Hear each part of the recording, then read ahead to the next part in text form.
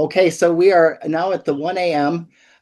We have passed the halfway mark, and we are going through some of the entries to the Envisioning Intelligences exhibit.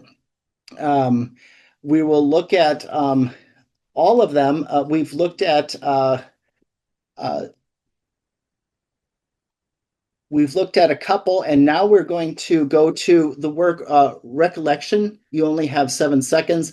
This is a really powerful piece that I believe I was introduced to maybe last year during another 24-hour. I think I first encountered this, and it's absolutely one of my favorites. And so let me just take a moment to introduce our two presenters, the creators of this, Weidi Zhang and Rodger Luo. And if we could, yeah, perfect. Um, Weidi is a new media artist designer based in Los Angeles and Phoenix. She's a tenure track assistant professor of immersive experience design at the Media and Immersive Experience Center of Arizona State University.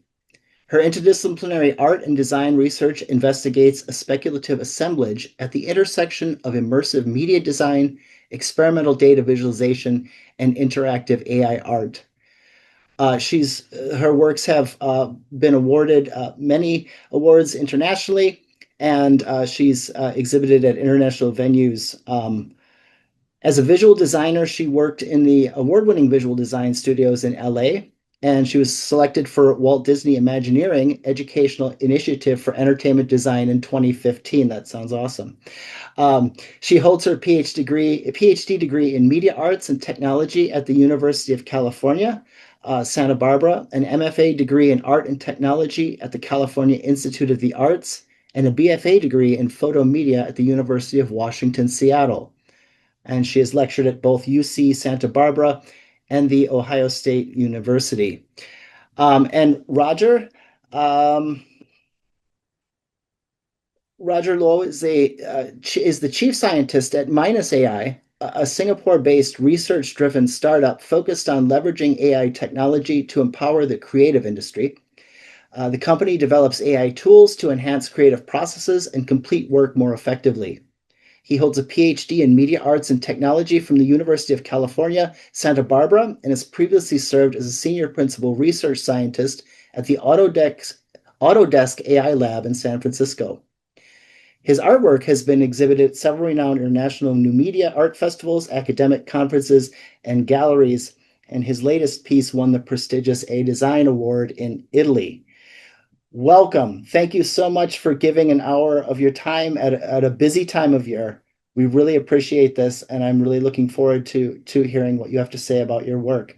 And it's my understanding that you will share your slides, and so you can share whenever you're ready, and we'll sit back and listen. Okay, cool. So we thank you so much for introducing us. We are super excited to join today's talk. And our plan is I'm gonna do the first half of the talk, and then Roger will do the next half. So I will share my screen first. Okay, so today our topic is artificial memory and collective presence. So basically, we're gonna introduce our ReCollection series. We started making this project since 2022, and this project do have two parts. First part is ReCollection, which is an interactive AI art installation, and the second part is a AI film we just released this year. So I will introduce the first part, and Roger will introduce the second part. Okay, since you already introduced us, so I will skip this slide. And firstly, I would like to briefly talking about our motivation for making this project. So in 2022, my grandmother suffered from memory regression. That's kind of like the side symptom after she got COVID. So it's really upset personal story that witnessing her cherished story dissolved into fragmented language.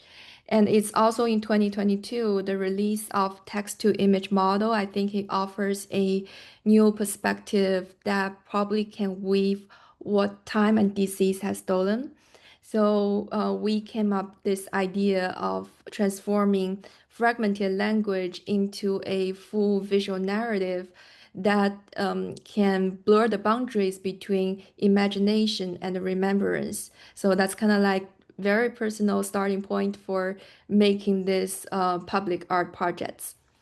And we present it as an interactive AI art installation and trying to assemble synthetic collective visual memory based on audiences' real-time language input. Before I introduce the technical details and conceptual details, I would like to just play a documentation video of this installation.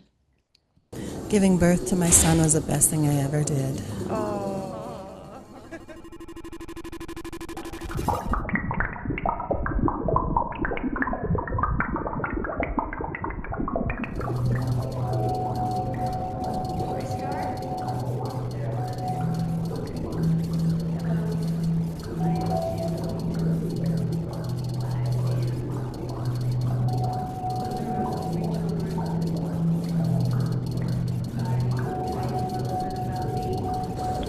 I took a cross-country road trip with my friend without any final destination.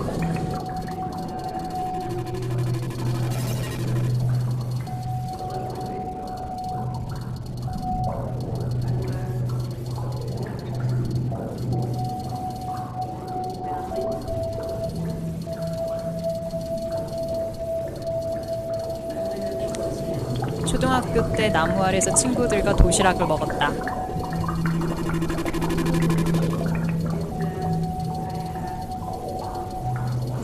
Cuando mi mamá y hermanas viajes en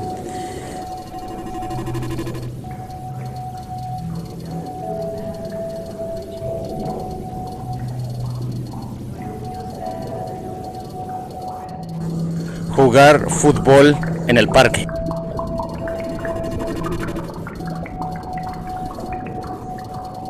所有东西都在摇晃，所有东西都在掉下来，地板裂开。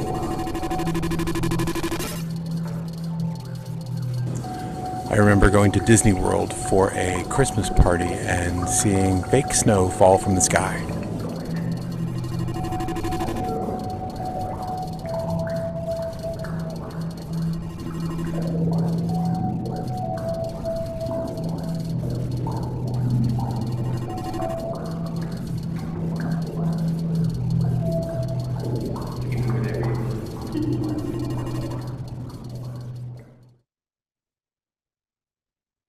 Okay, yeah, we also have this video online. So if the video on Zoom is a little bit choppy, feel free to visit our website, and we do have the video on the website.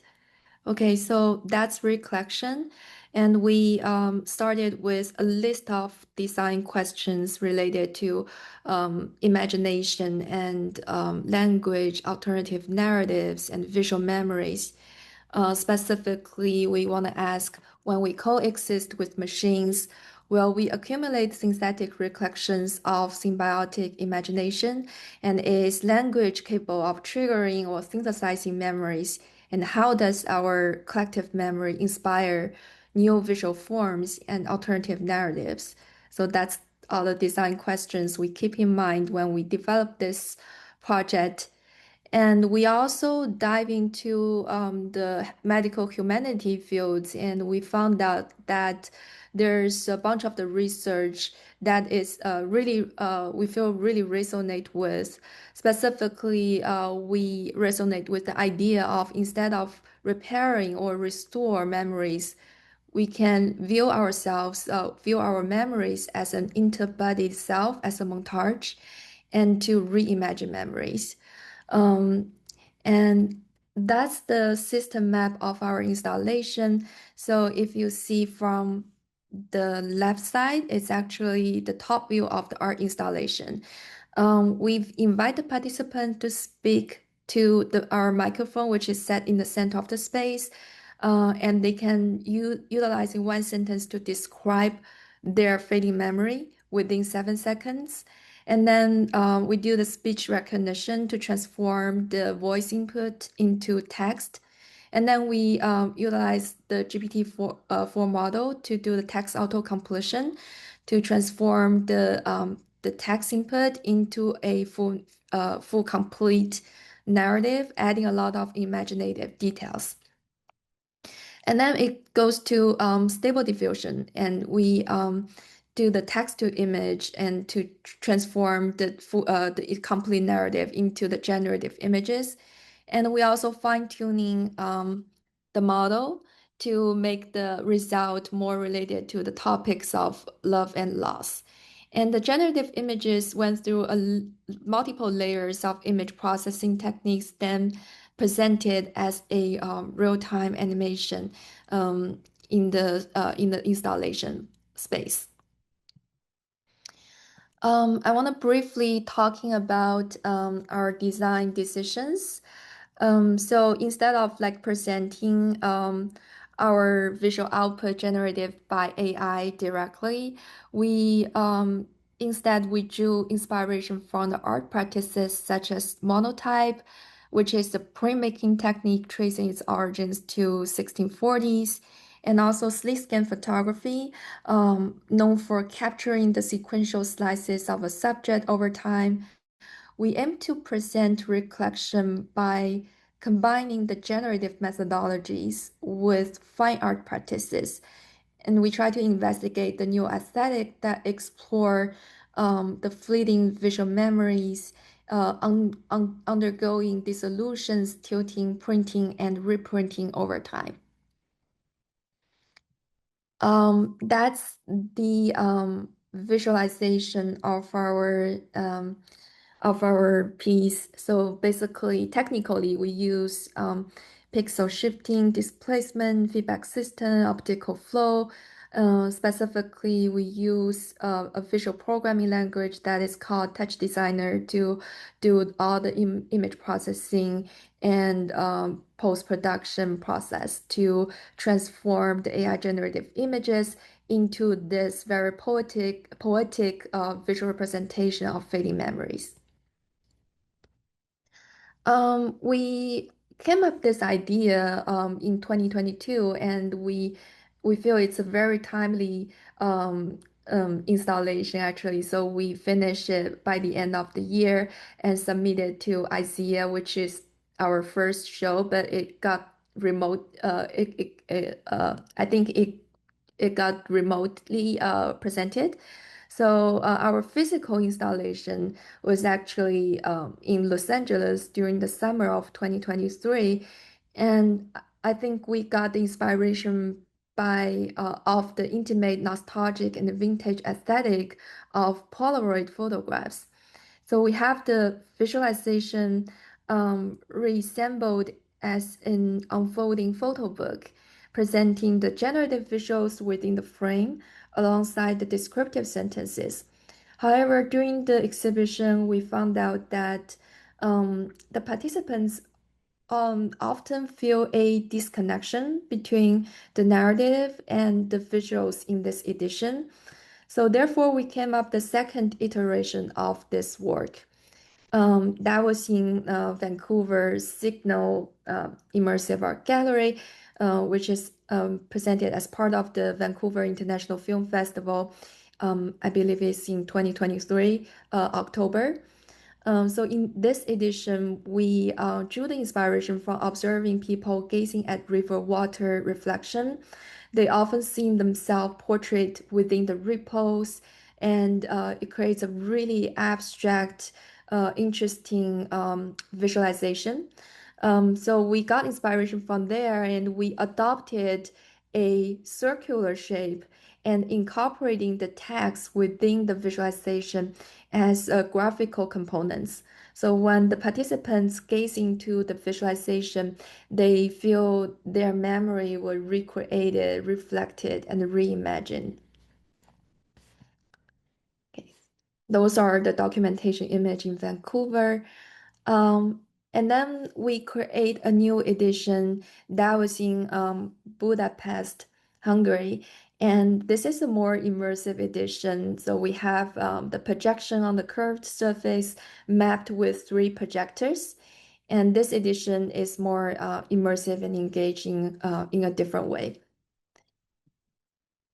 Our work has been featured in multiple design awards in press, and I want to mention that it's very honored. We has been featured in Neuro magazine, which is a very popular and avant-garde magazine in Italy, and they kind of introduce our work in their issue, 30 years anniversary issue.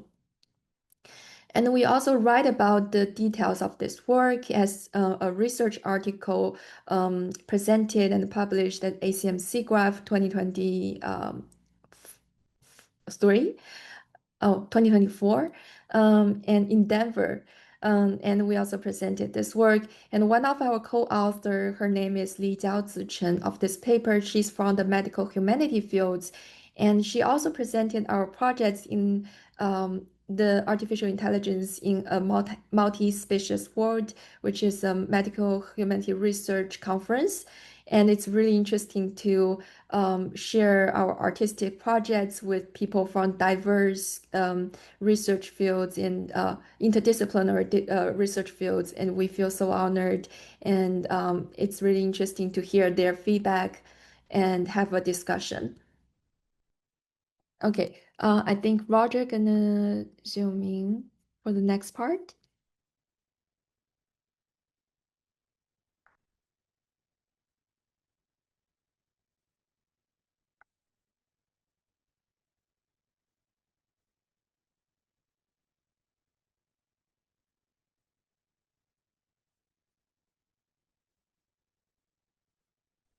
Okay, am I sharing the right screen? Yes. Okay, yeah, thank you, Weidi. So Weidi just talked about the process of recollection. And when we, doing this, a lot of international exhibitions, as you can see on the screen, our data sets kind of like expanded and forming a living archive. So showing recollection internationally become even more interesting once we began creating this film, what we call You Only Have 7 Seconds, based on this archive of the collected inputs. And when we review those data sets, we notice some interesting patterns in what people choose to recall. They are like family bonds, personal milestones, food, and small everyday moments. So those themes appeared repeatedly across cultures and countries. But at the same time, the details were always different. So each person's cultural background, identity, and lived experience shaped the emotional texture of their memory. So when we saw both the deep common values among people and the beautiful difference in how they express it, that's the interesting part to motivate us to make this film. So basically, the second part I want to talk about is what we call You Only Have 7 Seconds.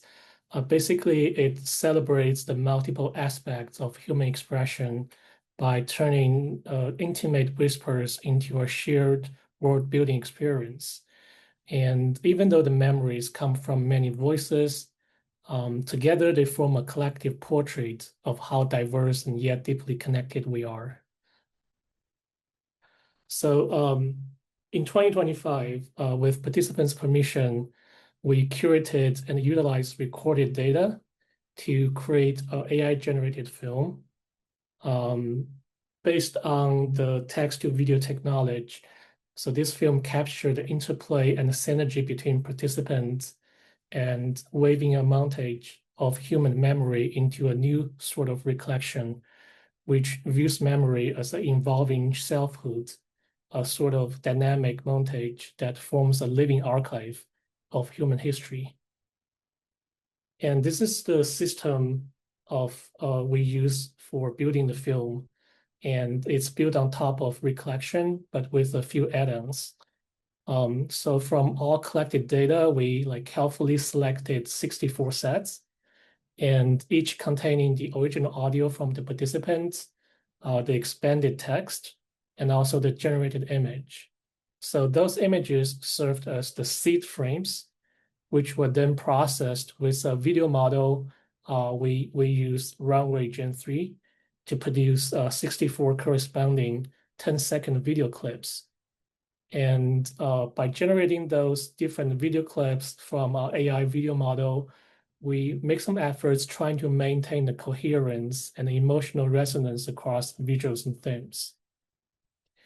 And conceptually, if ReCollection is about relations between human and machine, in this film you only have 7 seconds. It's more about the poetic relations between humans, and we want to see how machine interprets it. So we organized the memory fragments collected from all participants into 5 different categories. They are memories from family bonds, taste-related recollections, places that are remembered, and also moments of personal achievements, and lastly, the everyday experience that flow between us.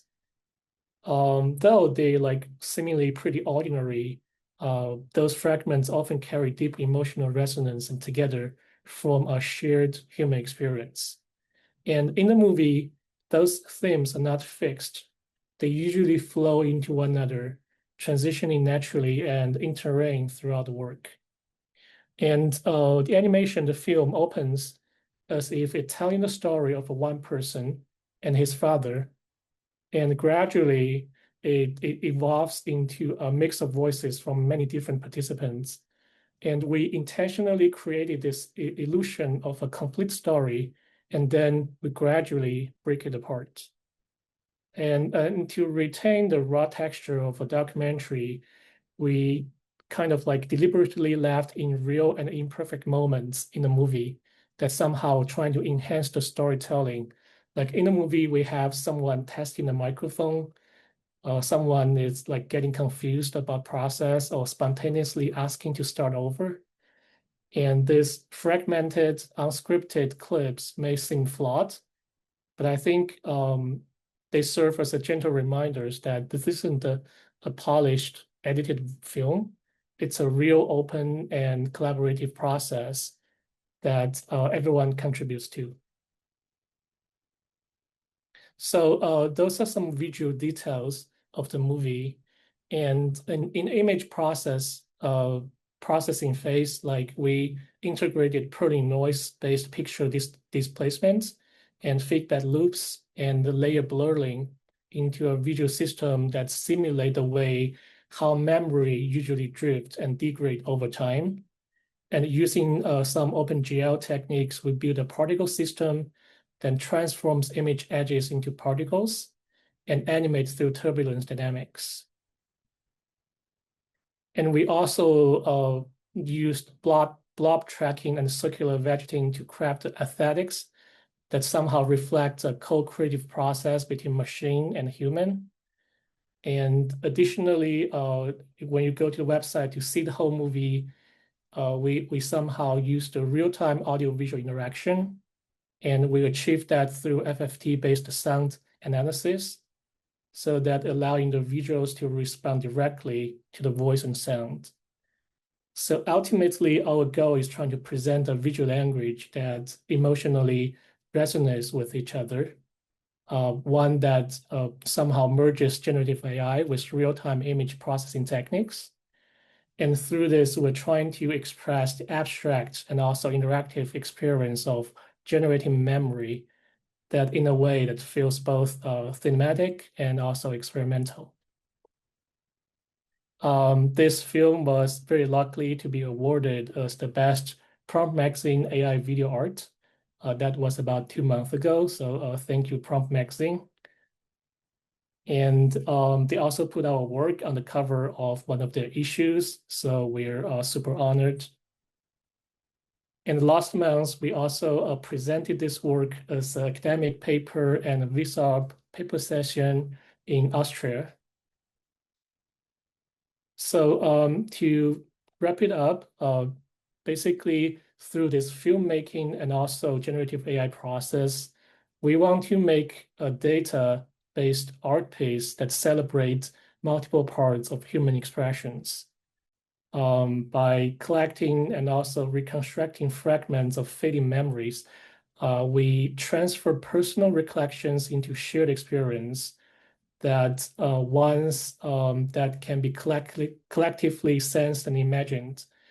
And in doing so, we're also trying to exploring a new form of cultural expression that somehow look towards the future. So in our creative process, we treat AI-generated images as kind of like digital material. And these are then combined with traditional artistic techniques, such as what Weidi mentioned earlier, like printmaking or photography, so that final works retain a sense of handmade while also embracing this advancement of technology. So through this process, we're not only thinking about how machines see the world, but also experimenting with a new visual language for storytelling, one that weaves together past and future and also technology and emotional resonance. So those are some of the awards, exhibitions, and papers about those two works. We are super grateful that these works can be seen in different formats all over the world. And so that's the end of our sharing. Thank you very much. And I'm happy to answer any questions if you have any. Thank you so much, Rodger. I very much appreciate this. Yes, if you have questions for Rodger, please put them in the chat. And I have a couple of questions. So as artists, when you encounter a new technology, say for instance, like the text to image model that seems to sort of spark this, what's your reaction? Do you say, does it like unleash a flood of ideas that, oh, I could do this now, this now, this now, or is there a moment of kind of like, oh shoot, why bother doing anything anymore? What's your reaction to it? Because I know people are all across the spectrum when it comes to these things. How do you respond to new developments like that? Yeah, that's a very good question. So I see myself as AI artist, but also researchers. So personally, and also through my work, I also develop new algorithms to generate new sort of like process tools. And for me, I always see this as advancement as a positive change, so that with new AI tools has been developed, we can easily like transfer the ideas from our mind into reality.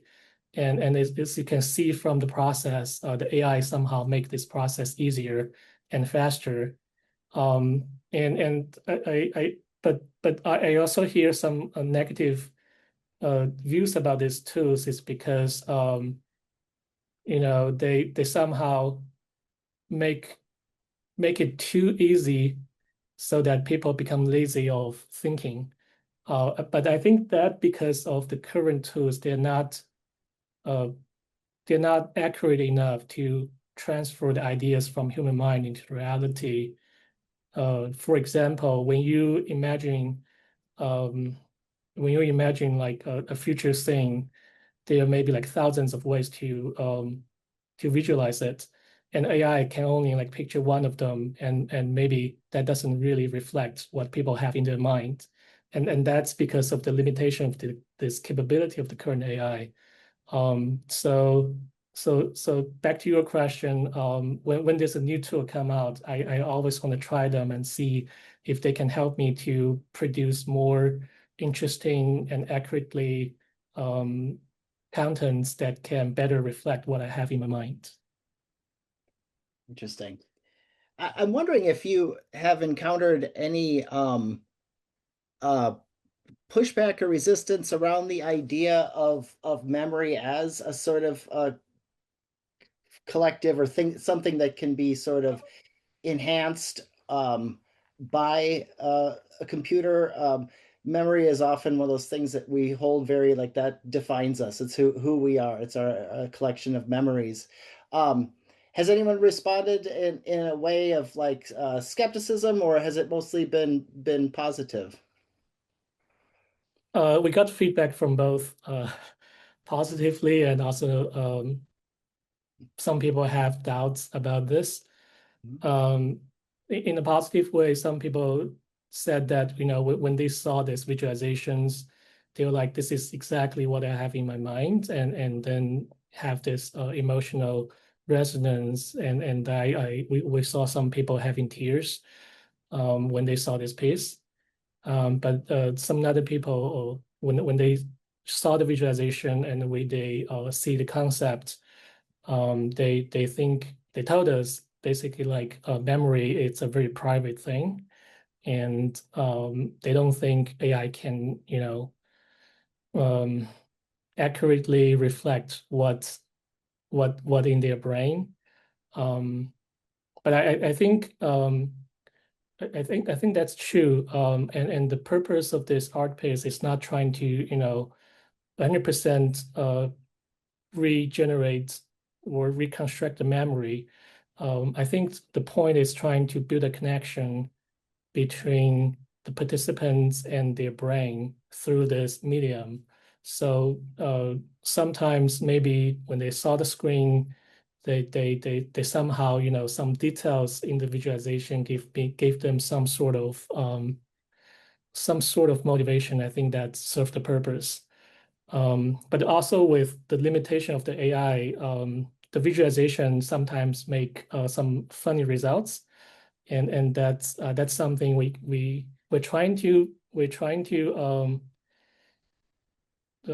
spend some time trying to prevent this kind of thing happen, but still happens sometimes. For example, we because with the audio input, the AI cannot tell the race of the people, right? And cannot tell the gender of the people. So if a female participant says something and then when they saw the visualization, it's a female doing something, this connection somehow get disrupted. So we spent some efforts trying to prevent this, but it's a limitation of the current techniques. So that's I think one of the negative aspects throughout this piece when we observe the participants. Can you think of one of the more surprising reactions that you witnessed to the whole process of the work, and anything that particularly sticks out? You mentioned that people were moved, and are there any that particularly stuck out as? Yeah, so I think we put this piece into the film. There's one participant, he mentioned that when he was a kid, his father took him to the Disneyland, and that's a very short description. And then with our system, our system kind of like adding a lot of details into this description to make it like more elaborated, and then also show this piece as a visualization. And I think the added details, maybe it's not true, maybe it's not accurate, but somehow those details touch the participants and bring this memory in a vivid form, and that's one of the surprising moments we saw. Mm-hmm. How did this particular installation stretch you as an artist? Were there challenges in the setup at venues, or maintenance, or how to best put crowds through it? Was there anything what was particularly challenging to you about this? Um, so in those two works, I mainly focus on the AI system, and Weidi spent a lot of efforts on concepts and also the visualization. And so my main job is trying to make sure the system work during the live demo. And so your question, I think it's a very good question, because even though we've done this like many times in different venues, every time we will saw some unexpected challenges during the setup. Yeah. Yeah.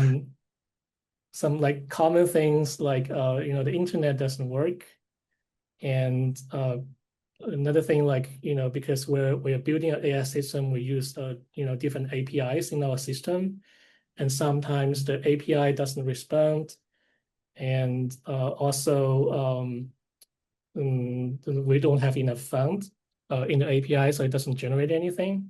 But those kind of things can somehow be fixed with more technical methods. But another thing which also bother us is like because it's an interactive piece, and during the museum or exhibition setup, we cannot control how participants interact with the piece. So we saw a lot of interesting behavior, and those behaviors somehow can hack our system and generate results that we don't want to see. For example, during this interactive piece, we ask participants to push the button one time and then say something and then observe the results. But pushing the one button can be understood in many different ways. For example, how long are you going to push it? Are you pushing it or holding it? Or if there's no response, should the participants push twice?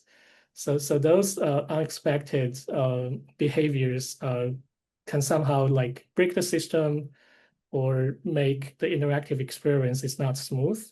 And so during every iteration, we somehow improve either the technical part or the interactive part, trying to make the interactive experience smoother. But no matter how many, once we fix those problems we saw, the next exhibition we'll see some new problems coming up. So it's an ongoing process, I would say. Yeah, for sure. What attracts you to certain projects? How do you decide like, okay, this could be an interesting idea to pursue for a weekend, but this could be something that I want to spend time and resources on?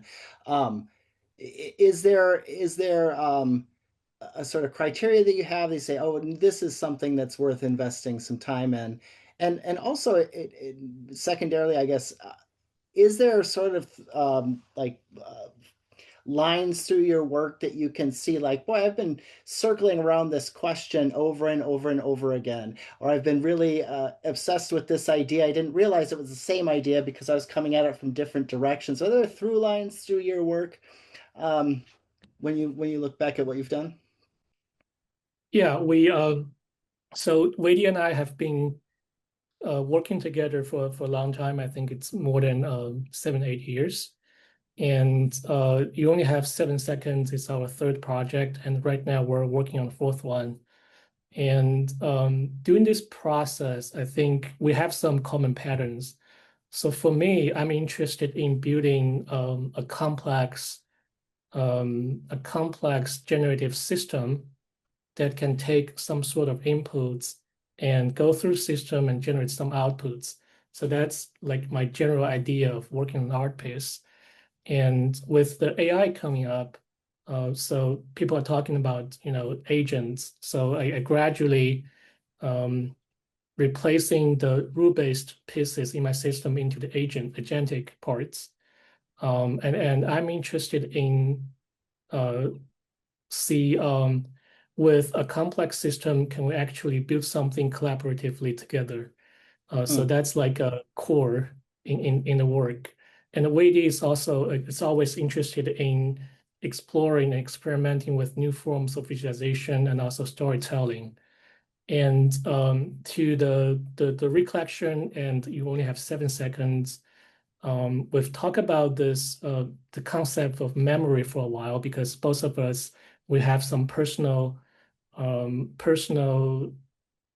experience with this disease called Alzheimer's, and like her grandmother and also my grandmother, we have this personal experience. So this is like a clicking moment that we're gonna try to explore this part, and how we start a new piece. Basically, for example, when we wrap up the current piece, and by the end of it, we're gonna brainstorming for the next piece. And so our fourth piece, we're actually showing this piece right now in Florida at the Met Museum, is it's a world building experience that we ask participants to like upload the image, and we're trying to use AI to process the image and then regenerate those images into a structure. And we use a structure from Hong Kong as the reference. So as you can see, we have some common patterns, like we have a complex system that takes some sort of inputs like images, audio, or text, and then trying to break it down into pieces and then reassemble it to explore sort of a new storytelling experience or new visualization experience. Let me ask you too. So you, because of this work, you have a vast collection of people's memories, which is really a unique position to be in. And this may be an impossible question to answer, but is there anything you can say after kind of like looking at these memories or something about that struck you as how we remember, what we choose to remember, what's important to us? Any sort of overarching comments you could make about this collection that you've amassed? Yeah, so